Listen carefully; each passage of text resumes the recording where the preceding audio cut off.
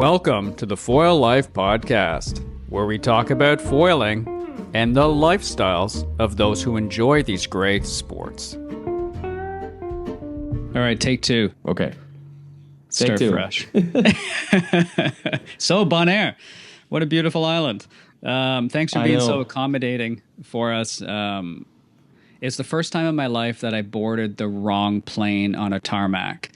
And so, because I go through this gate, right? And the guy was like, hey, the plane's just on the right. I didn't realize there were two planes out there. I thought there was only one. So I go out, I take a right, and I hop up because you have to walk up the plane. And the lady literally checks my ticket. She's like, okay, welcome aboard, sir. So I go and I grab a seat.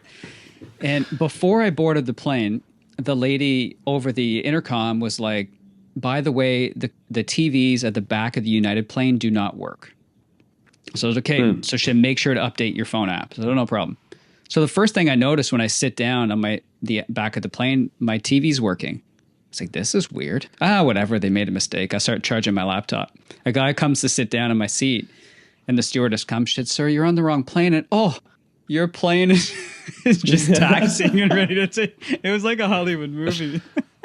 Oh no, that's shocking that happened and that they let it happen. Also, but. Well, it was it was my fault for not seeing the big Delta sign instead of United. That was, that's a big giveaway. Did you not see the side of the airplane? I said, no, I was just following the line. I said, all right. And then the second one was she literally checked my ticket before I hopped on the plane. So she does a good job. Everyone's at fault here.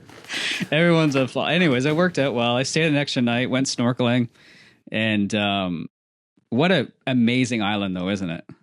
No, Bonaire is a gorgeous place. I haven't been in years, but I would love to get back for so many reasons. And you know those reasons. I mean, the extra night, getting to snorkel one more day is totally worth it there. You got the bathtub ocean. And it's so crazy warm. Like life. Yes, that actually was really nice to see, like an ocean fill of life like that. Yes. Yeah, I mean, like you always see the reports like almost every day of like the reefs getting bleached and that life is like dropping in certain areas. So seeing an actual healthy reef and all the life that's actually inhabiting it is really, really special. Yeah, it's just like a real life aquarium. Yeah, I don't know if they still have it, but I know that like 2/3 of the coast on the west side of the island up to like the crescent, I believe that it's like protected ocean life. You're not allowed to snorkel or take boats in there. Really? I don't know if it's still like that. Yeah, it's like a very well-protected reef that they literally don't allow anything in. You're not even allowed to fish there. I don't know if it's still like that, but that's one reason why there's also a ton of like nature life there. Is that would be on the same side as Lac Bay, like on the outside of the island, side. Or the Klein? Yeah, it's on like Klein Bonaire on the inside. Yes, exactly. Oh, really? Like north of Klein Bonaire. Oh, interesting. Mm-hmm. All right. So for those of you that are just on audio and haven't, I would definitely recommend you guys go and check out. We were windsurfing and wing foiling out of Lac Bay with, in conjunction with France Paradise, because they were the ones that were setting us up with all the amazing gear. And the assumption for all of us was that it was super shallow in the whole bay. So, but I didn't realize that half the bay was shallow and half the bay was like 20 feet deep. She's like, yes. What? Yes. And it's like actually a really large play area too, where you can actually get some little swells that roll through, and it's just a really fun little bay to do almost anything in. I have not foiled it because it's been so long since I've been there, but windsurfing in the main bay was always kind of my preference because you have flat on both sides. You can go into the mangrove. Well, you're not supposed to, but you can go into the mangrove all the way on the other side, and it's like waist deep again and really flat. So for freestyle windsurfing, super awesome. And then you can come back all the way to the inside right in front of France Paradise, and it goes from like 20 feet deep to ankle deep in like 20 meters. But it gets really flat because the bay has this little beach that sticks out in front, and the wind just blows basically straight offshore right there. So it's super fun. It's a great spot to like learn how to foil if you're trying to get out because it's really flat and really deep. So you don't have to stress about like, chop knocking you around while you're trying to get up on your board. But yeah, it's It's a great place. It's a great place for almost all water sports. Also, because the wind is so consistent. It's not super gusty, but it can be light, but it can also be like just good enough to do everything. So it's a sweet place. Yeah, like I think I was on pretty lit up in a 4.7, and it was the first time I hit close to like 50 or 30 knots or whatever, 27 or 28 knots windsurfing, like 50 kilometers an hour. And I was like, on a 4.7, like my buddy lent me his Apple Watch, and I know it now jibing a little different story at 50, but like blasting straight. So I posted 2 reels, and my brother was just making fun of me. He said, "Classic windsurfers, eh? You just blast straight, fall down, turn around." We had a saying. We called them the German jibes because no, okay, well, it's not me. It was Andy Brandt. He had this joke in Bonaire. It was the German jibes because a lot of the Germans. I'm not trying to make fun of them, but this just what we noticed is a lot of the German tourists would come. They'd blast in one direction, step down, and turn the gear around, and then blast the other direction. So we called it the German jibes when people were doing that. Oh, they would literally just fall or slow down and turn their board. And they would slow down, step off, turn the gear around, and then blast back the other direction. Because in the main bay, it's like waist deep. All right, boy. I talked to my brother. I said, "Hey, man, you got to check that out then." All right. I tried to jive at least. And there you go. Yeah, we did. So we advertised a camp for Season Bonaire. So it's Charles and Ladina. Charles Dasher has been in the wind sports industry forever and really good photographer. And he took some videos of me and he gave me a bit of a breakdown of my jibe and gave me some tips to work on. So that's pretty sick. That's awesome. But, yeah, video is super powerful for that. And it's actually, I thought the analysis of it would be a lot more complicated, but it's relatively straightforward. Like you shoot it and then you look at it and you're like, oh, 75% of your body weight was in your wrong leg and that's why you fell. And they're like, oh. Exactly. Exactly. No, video is my secret to how I got good at water sports. Yeah, let's dive into that because you mentioned Andy Brandt and how was the journey that you entered into wind sports and stuff? Oh, it's actually really long. So, okay, way back when I was really young, I was playing soccer at a really high level. And I was playing for the San Jose Earthquakes, actually, like junior team. And I had a partial tear on my Achilles and got a stage 3 concussion. And essentially since that injury, I was no longer being treated the same way from the team when I came back. So it just wasn't fun. But as part of my recovery from trying to re-strengthen my Achilles tendon, I needed to train balance. And so I didn't want to be in the gym. I hated the gym. I hated feeling like a rat or a hamster in a wheel. I liked to be outside and all this. So my dad actually is the one who showed windsurfing to my PT. And PT's like, yeah, that's great. So that kind of became my PT. And when I started windsurfing, I hated it. Because I was a scrawny little soccer kid. I had no upper body strength. All I had was leg strength, and like we didn't have any like kids rigs. I was using my dad's gorge sail with like his 70% carbon mast and aluminum boom. So everything was super heavy, and I really struggled to get the gear up to get going. And so it's really funny because when I started, I was so much against the sport. My dad had a rope attached to the back of the foot strap. I would go out. This is worse than the German jibes, honestly. I would go out and then he would pull me back with the ropes just to get me back to shore so I could get up and go again because I just needed to train my legs to get it stronger again. Yeah. And so for me at the beginning, it was literally just the 15 minutes. And then the moment the 15 minutes was done, I was done. I was out of the water. I was in the car. I was ready to go home. That was it. So when I became old enough, my dad signed me up for a clinic with Andy Brandt. And in that clinic, in one weekend, I went from not doing anything to planing, hooking in, doing heli tacks. And I was having so much fun because Andy Brandt had a bunch of gear that you could just borrow to use as part of the clinic. So I got access to like carbon masks, carbon booms, all equipment that I could actually use. And then I had this instructor named Brendan. And Brendan would really push me, and he would make it fun for me all the time. So that really made me fall in love, and especially the moment I started planing. I remember that first day. But from someone who would only be on the water for like 15 minutes a day, my dad had to come pull me out of the water because I was nonstop just going back and forth in the little playpen. And actually, this was at Sherman Island, where the camp was being held. And we had this little playpen. And I was just going back and forth in this little playpen for hours. My dad had to pull me out for lunch because I was not coming out of the water. So, yeah, like that's how I got into windsurfing. And then where the video part comes in is Andy Brent at all of his clinics. He would always film everyone.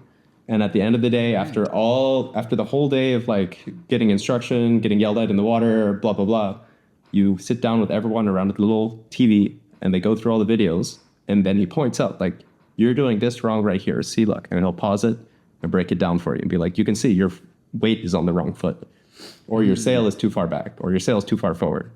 So that kind of set in my mind about how powerful video was. So as I got better and I started going for freestyle moves, I would always ask my mom or my dad to film me.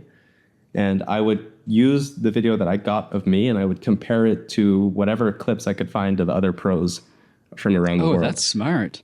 And that's how I would compare. I would be like, okay, when I'm going for a Spock and I'm jumping, my arm is way extended out back, but theirs is really close. So maybe I should try to keep my hand closer. And it was these little things like this. It helped me really figure out how to do the moves. And eventually I was able to learn all the moves because in the Bay, we got no one else that's doing this stuff at the high level. Like we have a freestyle scene here, but it's a lot smaller than what is present in Europe. I think the highest level of what people are doing is like, we have another rider named Graham and he's doing kulos and konos, but no one's going for double pop moves. No one's going for like big jumps or big air moves. So when I wanted to get to that level, I needed to really break everything down to see what is actually going on. And video was the biggest key for that. Did you do any trampoline work or any gymnastics work and stuff to get your coordination good in the air? I've always been like an athletic person. And I remember in high school, I had this phase where I wanted to really learn how to do a backflip. So I signed up for gymnastics and I did do gymnastics for about 3 months. And in those 3 months, I learned everything that the coach had to offer. Really? So yeah, I went from being able to like cartwheel and then I was able to like cartwheel back handspring into a double backflip on the tumble track. Yeah. Wow. So, well done. Like the trampoline is huge for training air awareness. And actually for me, that's one reason why I don't wear a helmet, because especially the helmets that cover my ears, it completely zaps my air awareness and I lose all ability to like know where I am in the air. So, oh really? Yeah, for me, my ears are a huge part of it. I know a lot of people do adjust to it, having your ears covered, but for me, like I don't wear a hood in the winter. I don't wear anything that covers my ears because the moment I do, I'm lost in the air and I have no idea what's going on. So I always have like the open ear helmets or no hood, and then my air awareness is still good. But yeah, definitely training on the trampoline, getting comfortable with like doing a backflip and slowing down your rotation or speeding it up in terms of like in the air is a really good way to calculate where you are and get used to the feeling of being upside down and being able to call out like, okay, I think I'm this high. I need to slow this down. So, and how do I do that? How do you do that? Well, if you're doing a backflip, no, sorry, that you would tell yourself in the air, like, I know how to slow it down at this point. Oh, through your exactly. practice is what I meant. Yeah, exactly. And then you ended up competing on the like European Freestyle Pro Tour. Yes. How was that? It was really fun. I really enjoyed it. It was an awesome experience. And the EFPT was a really great thing for me because I originally went over with just the idea of I'm just going to compete on this thing. And the first event I went to, I ended up getting in like, so there was a writer named Adam Sims, and Adam Sims, he was making all of the media for EFPT. And he had seen the media that I'd been putting out in the past somehow. And he was like my idol for windsurf videos at the time. Oh, and so sick. like in the first event, I ended up getting knocked out in my first heat.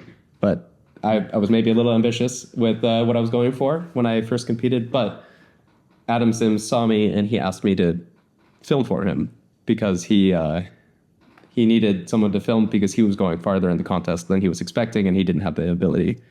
So that led to me working for the EFBT for the next 3 years, basically. So I worked for them and I was competing with them at the same time. I worked on all the highlight reels that were going out online, helped film. We were giving content to the writers. It was a really, really cool deal. And that led to also doing some brand photo shoots and other media stuff with Adam. Yeah, it was a really fun experience. And like the whole thing really kind of stopped because of COVID. COVID made me have to come back home. And then since then, there was never really opportunity to get back over. But yeah, it's EFPT was super fun. Like for anyone that is thinking about it, go do it. It's contests are fun, especially when you make it fun, because like it's really easy to get stuck into this really competitive mindset of like, oh, I have to perform. But as long as you keep it fun and you have a good time on the water, you're gonna have a great time at these contests because you have a bunch of other people that are all like doing stuff that is really insane. Because like it's like you're not the only one, or especially for me coming from the Bay Area where it's a small scene, but like, you're not the only one doing these moves. There's other people doing these moves. And for me, at every contest that I went to, personally, I improved because I was sailing with other people who were better than me. That really helped me out. And who are in warm water and shallow stuff. And Bonaire, right, that's why. And then sometimes really cold water and really cold stuff as well. Really? Yeah, like with Europe does get nasty. Yeah, we had the one contest in Austria, and that one was always really cold.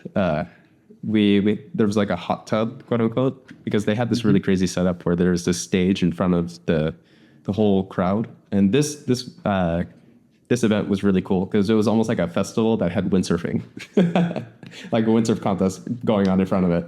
So you had like this DJ stage with the hot tub for the riders, and there's thousands of people lining the crowd because they're all like partying and having fun. They're all watching. And when we had very light wind, we would do tow in where we're getting towed by a jet ski, and we have our windsurf rig. I've seen that before. And we try to hit this wake, and we get sent like 5-6 meters in the air, and we're just spinning like crazy.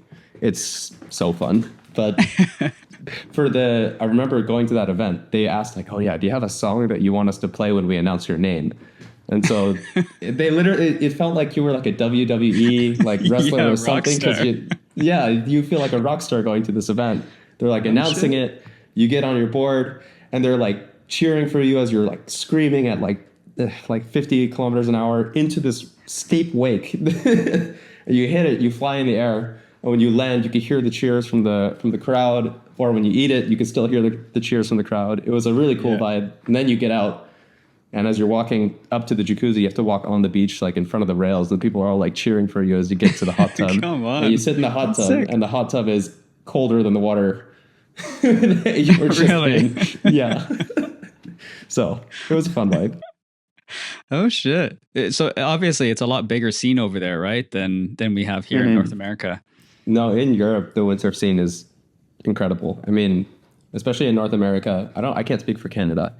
But we don't have any proper like centers for windsurfing things. That's that's where I feel like why the scene is a lot smaller is because just the accessibility is really low in the US. In Europe, you're able to go to a center where they have a restaurant, gear rentals, like trained coaches and all this stuff. And you pay like, here's €50. I'm going to take this whatever rig I want, and I'm just going to go have fun for the day. And then they bring it back at the end of the day. Kind of like what you experienced at Bonaire, where the water is ready, or not the water, the gear is ready on the water. Rigged. Yeah. And so like in most of Europe, they have centers like that all around. Whereas in the US, I can't think of one place that has it. I mean, actually, the one place that does have something similar, I would say, is Ocean Air Sports on the East Coast. But that's just the one that I know. I could be very wrong that there's not that much, but proximity, like Cape Hatteras and stuff like that? Yeah. Ocean and Cape Hatteras. I know that they have something similar where you can rent gear, I think, like right on the water. But it's not the same level where it's like you have a ramp down into the water. The gear tent is right up top, and you kind of just like walk up, grab the sail, and walk straight into the water. That's a lot more common, like all across Europe. Like I remember you have Lake Garda, there's one that's specifically like that. You have in Fuerteventura, like a lot of the vacation spots, you have Tenerife. Don't remember if Tarifa had one, but like they're really spread out. There's a ton of them all over, and it's just a lot more accessible to get access to gear. And I think that's why the scene is bigger. Yeah, like in the home city kind of Ottawa, I don't know if anybody does it. They used to. My buddy said it was bigger, like he was in Sudbury before, and there was a spot where you could, but it was old kind of shitty gear. There's schools on Vancouver Island for winging and stuff and kiting, but not really windsurfing. So yeah, not big. I know you can get stuff and demos in Hood River, obviously. Yes, obviously. That's probably one of the only, and maybe that island off of South Padre, maybe in Texas. I don't know, but East Coast, like New York or Cape Cod or any of that kind of stuff. I don't know if there's anything there, but the Great Lakes, we might have stuff, but yeah, you're right. Not a ton of access, even though the sport in the fall here in the Great Lakes, it's phenomenal. It's some of the best stuff, and there's no reason why there shouldn't be, but maybe they're all sailing or e-foiling or something, because that's coming around. Yeah, I don't know, but so that's quite a big journey then, coming from an elite level kind of soccer to like not for hating this thing and then doing extremely well on a pro tour compared to all these other people. It's like, that's insane. That's really good. Yeah, it was a fun journey. Thank you. You're welcome. Definitely. I feel like I learned a lot from it, and like the sports definitely taught me a lot about like perseverance and just, kind of believing in yourself. But it's 100%. If I was given the opportunity to do it again, I would. Yeah. Is there a sport that requires more, like how long would it take you to land a specific maneuver? Because I've seen guys here in their late 50s or early 50s trying to learn like a forward loop, and it takes them 7,000 attempts. Or my neighbor, who is like one of the best windsurfers in the area, he went out in 50 knots and 25-foot swell on Lake Ontario one day, and I didn't have a sail small enough to try to follow him. But he's trying all these freestyle moves now. And he's like, I'm 61. I'm not getting into big stuff, but I want to learn some Spocks and all these other maneuvers. And he's just charging. And I was like, that's so awesome. I want to be like him when I grow up. I know.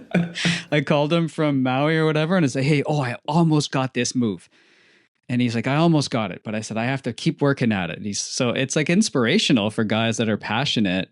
And they found healthy hobbies and healthy ways of using their energy, because there's so many things out there, obviously, that you can get caught in that are not healthy for you or in the rest of the planet.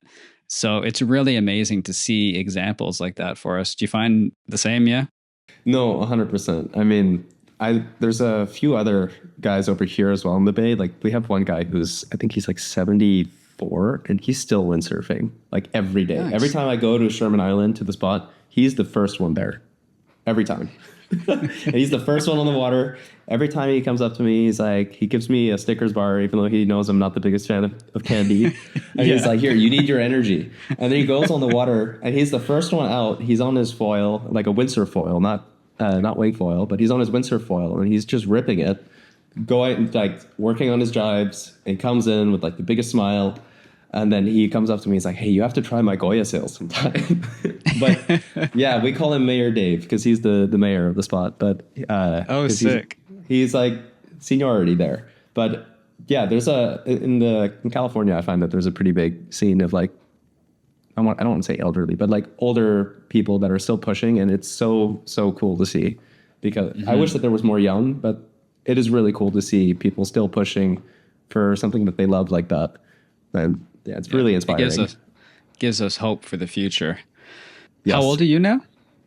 I am 25. 25? Oh, you got some time. I know. I think Frank's 57 now. I just turned 42. And winging and all that stuff is opening up a completely new door. But yeah, 25 is sick. Did you grow up in the San Francisco Bay Area? Like when did that whole process start? No, I grew up here. I was born in San Diego, and then we moved to Europe actually almost immediately. And then I came back here when it was time to start school, essentially. But I grew up in the Bay, always around here, kind of rotating around South Bay, San Jose area. My parents really liked the reason my parents chose the Bay Area over Southern California, because they loved SoCal. That's where they went to college. That's where they loved everything. The reason they chose the Bay is because there's wind up here. So, because my dad's a windsurfer. Yeah, my dad's a hardcore windsurfer, and he thought that when he had me, windsurfing was going to be done. But he was so happy to find out that actually it was quite the opposite. And that he could continue to like continue pushing for it. But yeah, I grew up in the Bay Area. Oh, it's good to hear. Yeah. Everybody always wants to know, like, if you've ever surfed or foiled under Golden Gate, because I've been to San Francisco once, and I would love to get out to see Alcatraz because I think that would be such a cool experience. But have you ever ridden under the bridge? I know there's ferries and all this stuff going on too, right? So that's the reason why you would go under the bridge, is for the boats, but also the bridge is crazy. I've foiled there twice. One time was a little scary because I took a smaller foil, the wind kind of died, and then on an ebb tide, the current pulls you out of the bridge. And it actually funnels a lot faster because you're going from this huge bay to this like mile wide channel. So the water really funnels, and that's why the swell picks up really big there. But if you don't have enough wind, sometimes it's impossible to get back up on foil until you're like way out into the bay, way out into the ocean. So in the Bay Area, we have a lot of people who ride with radios, or for me, I bought an Apple Watch just for that purpose of being able to call. I'll let you finish, but I would like to learn a little bit more about that because I'm just in the process of figuring out which one to get, because my buddy in Bonaire was like, it's quite important. No, especially if you're going to be planning on going to like out to the bridge or in the big bay of San Francisco, it is important, I think, to have an Apple Watch or some kind of communication device, because there's a lot that can go wrong. I mean, even in the Delta, by the Delta, it's also Sherman Island or Rio Vista, or there's so many ways that people refer to that spot. But you need one there. I've had to use my watch to call the Coast Guard for a friend who was getting sucked upwind by the ebb tide. Oh. And so, yeah, I mean, safety is very important, especially in the Bay Area, because like it's kind of the Wild West, especially when you have all these huge freighters that are coming through, or all these little ferry boats that come through. But you can ride the swell. Like, you've seen so many videos online of people riding the swell. I do remember hearing somewhere that it's actually like illegal to get to a certain distance to the boats. Mm-hmm. But the swell that they create is super fun to ride because it's typically bigger, a bit steeper, and has a bit more power. And they're a lot faster than the ocean swell that comes through.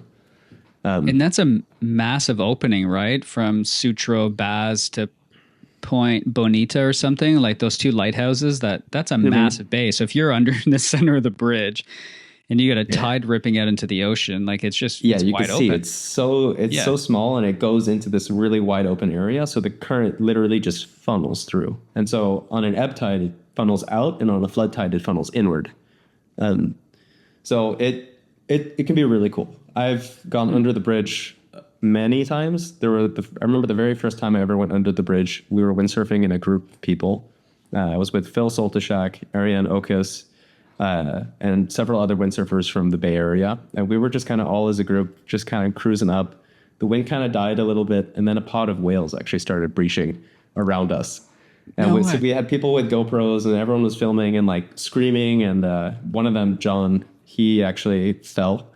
And he had a slalom sail, so like the mast filled up with water, so he couldn't lift it up. But a whale was breaching like right in front of him, and then swam under him.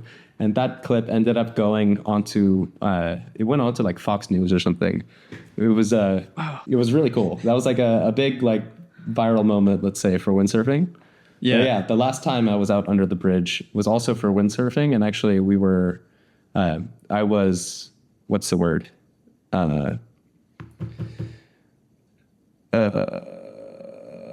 blanking on it, but I was hired basically to be a windsurfer for a commercial shoot for a tech company that is now going to be bought by NVIDIA. Oh, no way. Yeah, we were filming out under the bridge. We built like this windsurf mount, like where we mounted a laptop to my boom. And I was essentially typing on this laptop while sailing underneath the bridge. But the day that we went to film, there was only 8 knots. So I was on like my 4.8. They put me in jeans and a sweater, like over my wetsuit. And like every time I fell in, everything got heavier. So like for me, I'm not the heaviest guy. I'm like 69 kilos, 70 kilos. And so I ride a 91 liter board. Yeah. And then, and so when for me, normally 91 liter board in my 4.8, it doesn't budge. With all of this stuff on and the laptop that's like mounted onto my sail, trying to uphaul the board, I was sinking my 91. And I never do that. So it's 8 knots and it's like, I have to uphaul it. I don't have an uphaul rope because I thought it's cool to go without one. But for that day, I wish I had one. And I was like palm gripping the mast, trying to lift it out of the water. And it didn't really work. I had to always like get carried, or I had to get into the boat, lift my gear out of the water onto the boat, and then kind of do like a dock start off of the boat to get going. Because the wind was just so light. But yeah, it was a fun shoot. How'd the commercial end up? Pretty good? Yeah, I mean, I'm in there for like 3 seconds at the beginning. That's it. Oh, but, but it's like, that's the opening of it. That's the cover of the video. It was really cool. It was a fun little thing. Now that company, they were called Codium. Now they're called Windsurf, actually. Their whole product was called Windsurf, and that's why they wanted a windsurfer. Now the company rebranded to Windsurf, and I believe they're in the process of being like acquired by NVIDIA, which is pretty crazy because to think that whole project that I was a part of is the project and the product that led them to being as successful as they are. That's really wild. Neat. That's awesome to be a part of. Yeah, because NVIDIA is doing some amazing things. I just started watching a documentary or like a podcast about them and what their origins were and what they've been able to accomplish, and it's phenomenal. Yeah, no, NVIDIA is insane. Talking Sherman, Alex, we were talking a little bit before, in Sacramento River. What makes that place, for those who don't know it, what makes that place so special? Okay, Sherman Island / Revista / the Delta. That place holds a very special place in my heart because it is where kind of my whole windsurfing journey started. I have photos of me as a baby over there because my parents used to windsurf there, like when I was really young. And by really young, I mean like a few months old. Whoa. Yeah, no, it's really cool. And that place is really special because it is a tidal river. And so that means that we get, just like the ocean, you get rising and falling tides, but it's in a river. And the way that it's set up is actually when the tide is ebbing, you get the exact same setup to what Hood River has, just to a bit of a smaller effect. It's like Hood River, I believe that their current is like 6 knots, something like that. It's really fast. But in the Delta, it's around 3 to 4 knots. Oh. So when it's ebbing, you still get a good amount of current.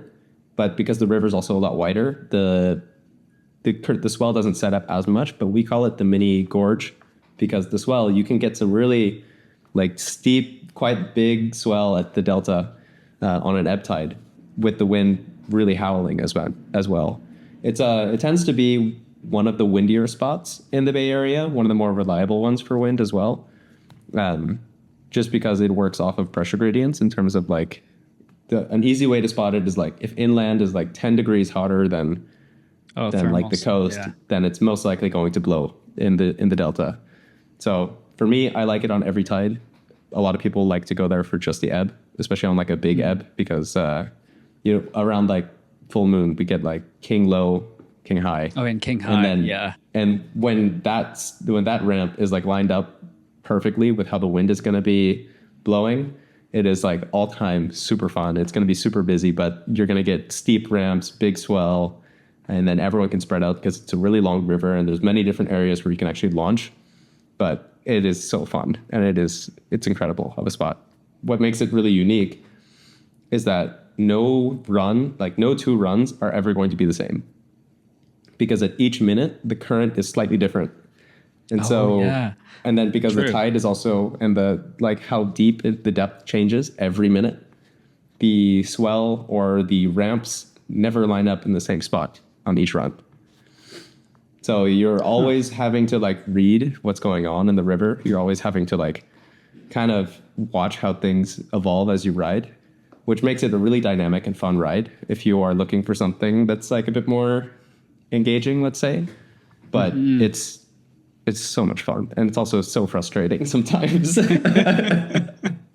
And your dad was stoked to have you as a little one and actually not lose his windsurfing, so that must have been pretty good for him. Exactly. He thought it was going to be over, but yeah, luckily for him, they just brought you in. Exactly. How did the switch from windsurfing to winging go and foiling and whatnot? Are you still? Did it feel like you were cheating on windsurfing when you pumped up a wing for the first time, or how was that transition? So the transition actually kind of came around from me. I'm still like a smaller guy. I'm not too tall. I don't have like the most upper body strength, but so for me, windsurfing, big sails, like 5'2". I hate that. Yeah. Because I can't, like, for the stuff I want to do, it's just too much for me to really maneuver to the extent that I want to. Like I can, but it's like for each single time I want to do a move, I'm like putting 150% into everything. So it gets really exhausting, and it's just not that fun, let's say. So wing foiling was kind of like a really good solution to that, because I could go in lighter winds and jump higher than I'll ever jump with like my windsurf stuff. And actually, I never intended to jump when I got into foiling, because like even to this day, I'm still scared of foil. But because you have like these swords under you that you like, you try not to think about it, but like all it takes is one like accident with it, let's say, and that thought is right back in your mind. But there's ways to be safe about it, and that's what the first thing about like learning how to jump on the foil was learning how to be safe with it. But yeah, no, the transition was not, let's say, cheating. I was maybe getting made fun of by a few of my friends on the European side, because I was like, yo, I just started foiling, and they're like, what, you kook? Like, what are you doing? Yeah. But I think very quickly that mindset changed. There's because it's fun. I mean, it opens up accessibility for a lot more people, and especially here in the Bay, you saw a huge switch, because Chrissy Fields used to be majority, let's say, kiting and windsurfers, and now you maybe see like 5 kites in the sky. Everyone is foiling at Chrissy Fields now. It's crazy, because Chrissy Fields is known for being a little gustier, but yeah, now you go there, it's like mostly foils, and it's a really cool scene because everyone is going and chasing boats at Chrissy Fields because they want to get on these boat swells. It's really Nobody's fun, been hit, thankfully. I guess they chase behind. No. They don't chase in front. I remember seeing this clip online some years back. I think it was 2 years ago. Someone somewhere, I don't know if it was in the Bay. It might have been in a different country, but someone got hit by a boat. And that's, if you're going to go chase boat wakes, just be smart about it. Yeah, we should put a little disclaimer here. Just make sure you know what you're doing before doing it. Don't go in over your head. Don't go in over your head. I mean, know your limits. Play within that, because foiling is super fun, windsurfing super fun, but in the end, these are all extreme sports. So you're always at risk for something. Be careful. And like we were checking out your YouTube channel, and you started that thing. I think your first video was 6 years ago? The island you've never heard of. This is Bonaire. Oh, yeah. And you got some amazing videos. But let's hop over to the sections where you're showing off your first wind foiling moves, because we had talked about that before as well.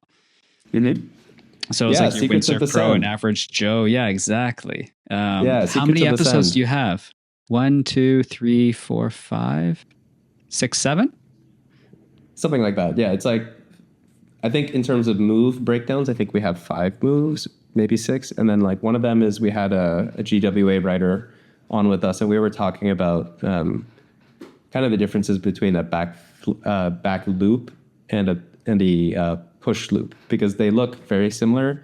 I think the tour now doesn't separate those two moves, but like back then they were separated into 2 different move categories. And so we were talking about what the difference is between them, and like, are you doing them correctly, or are you doing a push loop, or are you doing a back loop? Fascinating. And so that's what we were talking about there. But the move breakdowns, that was a really fun thing. Essentially, the whole reason that show started was because I was coming into foiling, and I was starting to want to learn how to jump. And I had one friend who has for his life, he had almost never done wind sports. And so his name was Taylor, or is Taylor. He's still alive, but his name is Taylor. We're happy. And, welcome, Taylor. And he's the average Joe because his background in water sports and knowledge of the wind is very minimal because he had just started doing water sports like a year before he started foiling with me. And we were in the Delta, just kind of like during the summer, jumping and like trying to figure out the upwind, or not the upwind 360, trying to figure out the frontside 360 together. Just, we were like, okay, what are we doing wrong? We look at each other and how we're doing it. We talk about what we're feeling when we go for the things, when we go for the moves. And we would be like, hey, I think you're doing this wrong. Can you try this? And we would just talk back and forth. And as we were talking in the water and talking off the water, we would also look at clips online of people doing it on the tour. And we're like, oh, it looks like they are actually pulling the wing down rather than leaving it high. Or it looks like their front hand is coming down to their hip versus like pulling to just the shoulder. And so noticing these small little things, we'd talk about it, we'd go try it, and then we talk about like, yeah, when I tried pulling it to my hip, I found it made me rotate flatter. Or when I tried pulling it to my shoulder, like I had no control over the wing. So those conversations, it was like, hey, I think people would really benefit if they're trying to learn this stuff too. I think this kind of knowledge and learning about like what things to do, but no one talks about what not to do. So let's share that. Let's share our process. Yeah, because we're learning these moves at the same time. And I think people would also benefit from hearing these conversations that we have. So in essence, you can go to YouTube and look up Secret of the Send and then Alex Mertens. But your YouTube, what's your YouTube? It's my YouTube. It's just Alex Mertens, ALEXMERTS. My last name is Mertens, but a lot of people thought my last name is Mertz because of my Instagram and the YouTube handle. But yeah, no, that a lot of people ask me, where did the show go? Like, why did it stop? Because it was really fun. But the boring side is that Taylor got into law school, and so he had to focus in on that. And I got a full-time job. So we just ran out of time. I had to focus on the full-time job because like the show was fun, but like, yeah, I kind of need money to live. So I was just focusing on the job and just haven't had time to continue working on it. The more interesting side of it is Taylor actually got really injured jumping on the foil. And so he had a Lisfranc fracture. And what was really interesting is we were actually planning on making an episode about how to set up your foot straps safely and like correctly, because it's a lot of people, we see so many people set them up wrong. And by wrong, I mean a way to set up your straps in a way that allows you to get out of them easily, but is still secure. Because there's so many people who set up foot straps in a way that is super unsafe in terms of like being able to eject the board when you need to, or if you fall wrong, your feet come out. And that's essentially what happened to Taylor because his straps weren't set up 100% correctly. He had one foot strap that was set up wrong, and he ended up having a Lisfranc fracture in his foot. And so he ended up not being able to sail for like a year almost. And then after that, he went for a whole season without any foot straps because he was too afraid to jump. But now he's got the straps back on, and I just was winging with him a few weeks back, and he was jumping, and it was really fun to see him doing that stuff again. But yeah, like, long story short, setting up your straps is a very important part of the process. If you're going to jump on the foil or the windsurfer, big time. It's all very important. Yeah, because I was like blasting out in Bonaire and I was starting to get tired. And obviously you're going 40 or 50 kilometers an hour or something, or 40, and you're going into a jibe. And I pull out my back foot and it starts to get choppy further out. And I was like, uh-oh. So it's just, but I was able to, with all the years of training windsurfing, it's just, while you're going that fast, you just slip your front foot out of the strap, you let the whole kit go, whatever, you fall behind it, you catch it, you're good to go. But like I was talking to Benji and stuff and some other pros on tour, and foot straps or winging is a lot different because the floor falls right out from under you. It's not like you have a mid-second or something, or you have something that you're holding onto. It's a completely new level of gnarliness. And I've stayed away from them completely because I just surf. So it's like, I started doing some like strapless foil slides and stuff in Bonaire for like 2 or 3 so sweet. seconds. So I was like, come up and I hold, and it's the first time I actually committed to doing it. So I have like maybe 4 seconds of me floating, and then it goes back down and I can save it. But yeah, cool. try to keep progressing there. But everything else, I think I was just too scared to potentially have it. And what's the risk to reward if you're not jumping? So he was saying, if you're not jumping, yeah, like he was saying, if you're not jumping and if you're not foil sliding like Cash is doing in the top of the lip, he said, don't worry about it. You don't even need them. So, because the risk to reward for what our style of riding was too high. Yeah. But if you're jumping, then your risk to reward scale is going to be completely different. Yeah, I think also if you're trying to push like a speed boundary, I would add that into the equation, because if your goal is to go as fast as possible, it is really useful to have the foot strap. At least the front one. You don't need a back one, but the front one is really useful in terms of keeping stability. I would say if you can go with a back one as well, because if you ever fall with only one, your knee is done, hips done potentially too. Because if you can't get that right, because okay, let's maybe talk about that. Like, is there tips and tricks we can mention about that? Because that is. You were mentioning about how in foiling, like the floor can fall away. Yes, which is true. And actually, like the way that I'm about to say how you should set up your straps may sound super counterintuitive. But the way that I set up my foot straps is the same way that I set them up for windsurfing. And essentially, I have this like omega shape where the bottom is super tight. And essentially, like the bottom hugs my feet and is like kind of almost like pressing into my feet on both sides. But then the top has more of a loop. And so the way that you can lock yourself in like this, like you want to be able to have enough space where if your foot is in your strap, you can like turn it. All right. And that way, if you're falling or if you need to bail the board, you just, it will come out. But when your foot is planted on the bottom, it'll be locked in. And so you should, with that space also on top, when the floor starts to fall away, what's going to happen is actually your foot's going to go to the top of the strap. So if you keep your toes engaged, you're still locked in as tight as it can be. But yeah, I have it super tight on the bottom, a little taller. And a lot of people look at my straps and they're like, what, are you trying to put your leg through that? And it's like, no, it's just, that's a really safe way to do it where you're still secure, because then the bottom is what's holding you. And then the top can almost be like a release. And I've never had any issue with like throwing the board away from me while jumping if anything goes wrong. And you'll learn that like when you ride with the style foot strap, there's some small changes you need to make in terms of like how you stay secure. So when you put your feet in, it's not just putting your feet in now. You want to put your foot in and actually twist it sideways a little bit. So you can set your foot straps up to be a bit flatter. So that way, when your foot goes in forward, you then twist it to the normal riding position. All right. And then that will lock it in more than one way. And to release, your foot will come out naturally when you want it to. But you still have like the security of it.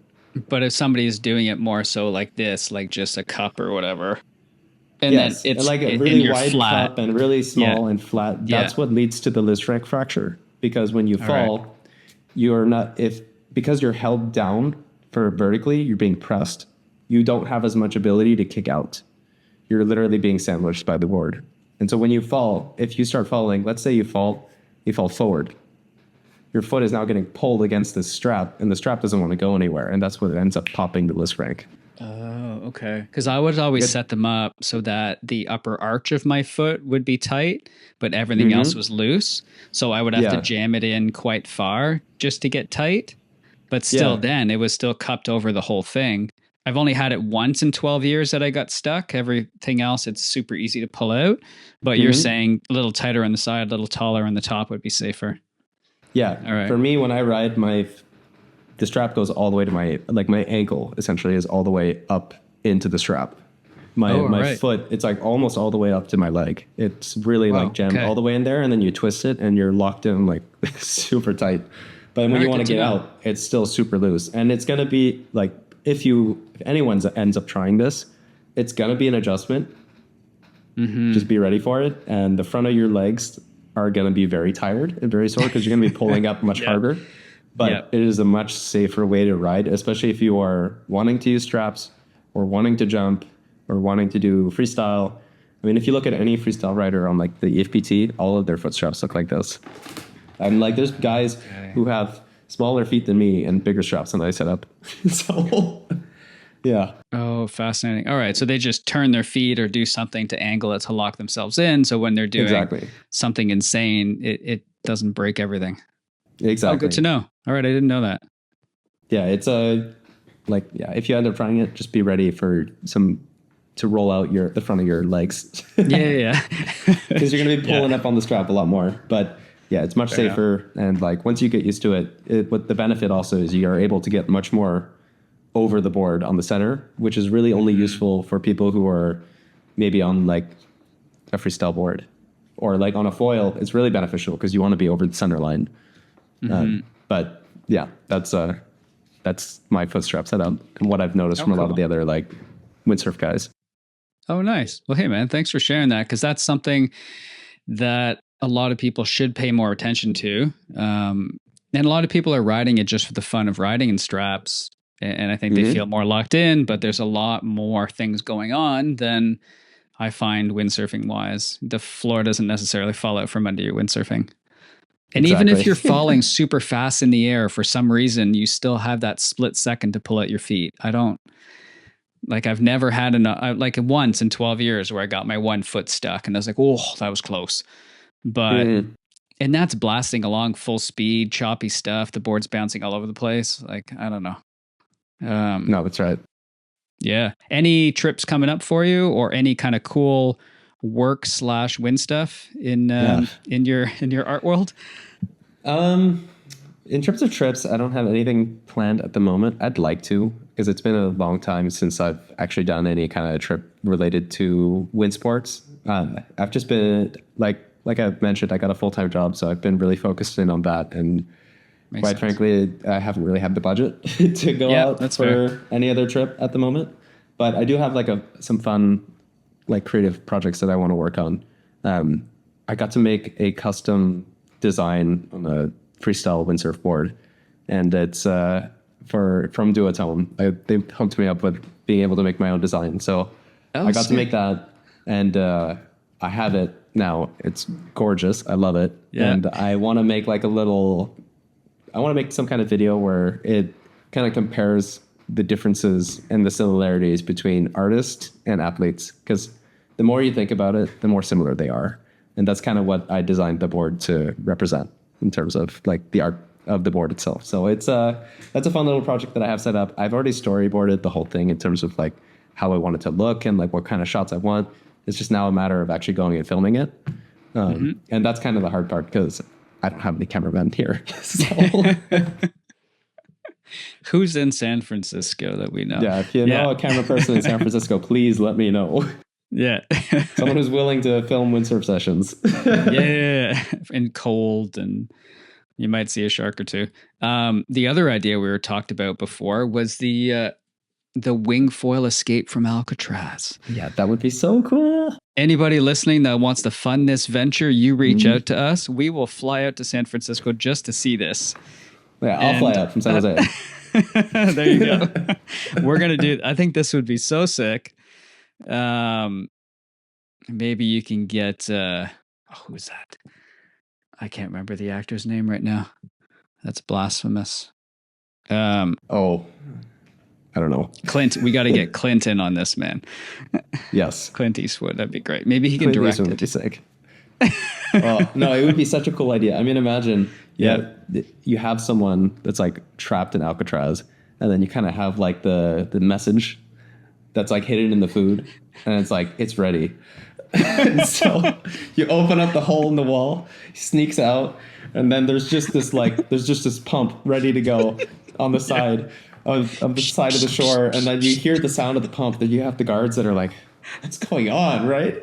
You just see the foil take off from the shore. Oh, jeez. You'd have to have a few bikini ladies and all that stuff set up, and you'd be exactly able to go, on Chrissy when they get to the shore, right? Oh, honey, you're home. Exactly. Yeah, exactly. All right, let's. It's out there now, so let's see what we can do. See who runs with it. Yeah. Well, hey, man, thanks for taking the time, and also, like, thanks once again for being so flexible in your schedule. And no, thanks for having me. Yeah, next time I travel, I'll make sure to like check the side of the plane and see what the name is. Oh shit! What are you gonna do? And then I got to spend another day on the in right Washington. plane? Yeah, no, it's life. Life happens to you when you get on the wrong plane. All right, Exactly. That's just the way it goes. Oh man, but hey, yeah, thanks. It was great to meet you and chat with you. Yeah, thanks so much, Luke. Thanks for having me. Yeah, no, absolutely. Hope you had a good time. And yeah, we're gonna work on that Alcatraz thing, and we have to see if we can get that thing going. All right, man. Hey, I hope you enjoy the rest of your day, and yeah, we'll chat with you soon. Have a good one. Awesome. All right, bye, everybody.